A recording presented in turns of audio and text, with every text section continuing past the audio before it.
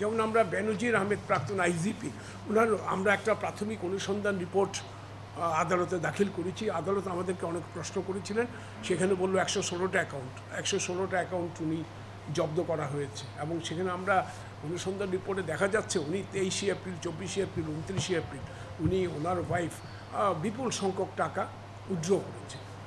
এটা হলো suspicious withdrawal মানে সন্দেহজনক টাকা উত্তোলন। ধরেন ঈদে আসছে, আপনার নতুন জামা কাপড় কিনতে হবে, আপনার ফ্যামিলি অনেক বড়, আপনার ফ্যামিলিতে 20 জন লোক, কাজে আপনার এক্সপেন্ডিচার বেশি, বাজেটও বেশি, আপনার পরপর 2-3 দিন হয়তো 2 লাখ টাকা উঠালেন, 50,000 উঠালেন, 2.5 লাখ। কিন্তু নর্মাল সিকোয়েন্সে একজন প্রাক্তন সরকারি কর্মকর্তা 3 দিনে 3 কোটি টাকা উঠানো, এটাকে খুবই সাসপিশিয়াস বলা হয়। এই টাকাটা উনি আসলো কোত্থেকে? তো কাজেই সেখানে দুদকের প্রাথমিক অনুসন্ধানে এটাকে বলা হচ্ছে সন্দেহজনক লেনদেন এবং এটা অপরাধলব্ধ সম্পদ হিসেবে প্রতীয়মান হচ্ছে। যদিও দুর্নীতি দমন কমিশন এখনও পূর্ণাঙ্গ রিপোর্ট দেয়নি, পূর্ণাঙ্গ রিপোর্ট দেওয়ার পর এটা বোঝা যাবে অবস্থানটা কোথায়।